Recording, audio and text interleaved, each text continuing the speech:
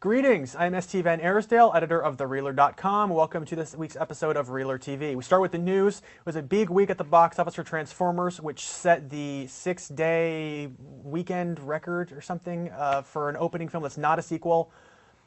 It pulled in like $150 million domestically, almost $250 million internationally, which basically means A, it's paid for, and B, Michael Bay will work again. But the big story, at least in New York terms, is the teaser that preceded Transformers in the theaters here in town, which actually shows a preview of a new film produced by J.J. Abrams, the creator of Lost and Alias, which is, I guess, a monster movie where the monster destroys New York City. Do we have video of that at all?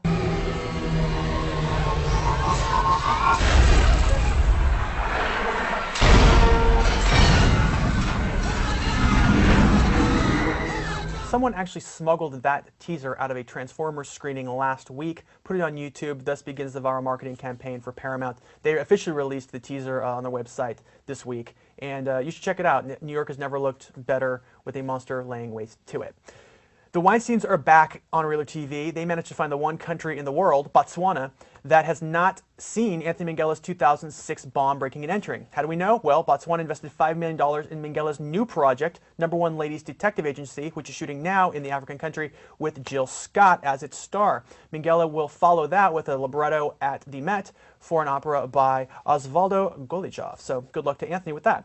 Finally, in the news, we ran into a Brooklyn filmmaker online who is launching the marijuana film to end all marijuana films 420 NYC. She's preparing it for a Sundance Film Festival deadline, and she's looking for funds. You can help her out. Naturally, being a pot film website, it doesn't work, but the MySpace page does work, and that is at myspace.com/420film.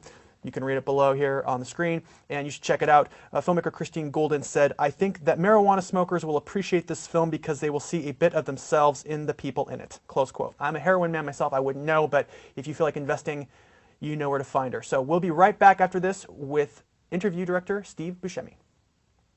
You're going to have to forgive me. I don't usually do this. You don't normally do interviews? Not with actresses.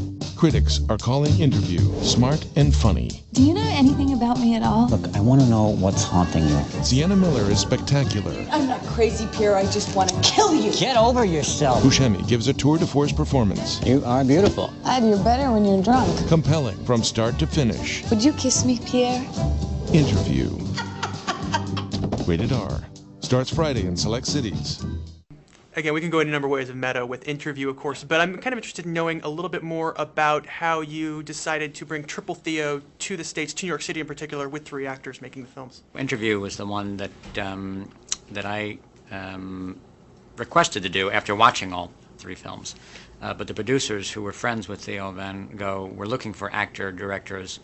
They're all performance-driven pieces and character-driven, and Theo loved actors, and so that's why he came to us, me and Stanley Tucci and John Turturro. And you mentioned you're interested in the performance aspect here, but also as a director, how did you kind of balance the roles, especially in such a small, performance-oriented piece, 2 people in a loft, basically, for an hour and a half?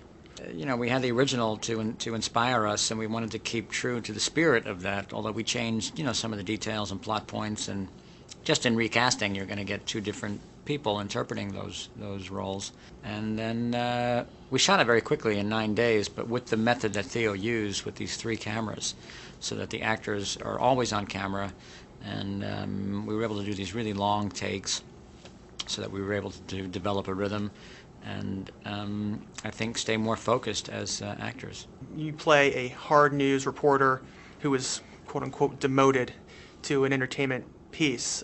Is that kind of the way that you feel about entertainment journalism, just personally, and can it be saved? Is it, something that, we can take seriously in general? It's less about commenting on, the nature of celebrity interviews, and more about who these people are, what their problems are and insecurities, and how they connect, and how they put obstacles up or sabotage that connection. And so it goes way beyond the realm of an interview. It's interesting that the interview is used as kind of the dynamic to explore that relationship. In the original, I thought it was a clever device of bringing these 2 people together and then have it, go way beyond the bounds of the boundaries of what a, professional interview is. All right, welcome to In the Lobby. We're here with Matt Singer from IFC News and also a frequent contributor to The Reeler. How are you, Matt? Fantastic. Great. We're going to start discussing this week's films. We got Talk to Me, starring Don Cheadle as Ralph Waldo Petey Green, iconic Washington, D.C. disc jockey. What did you think of this one, Matt?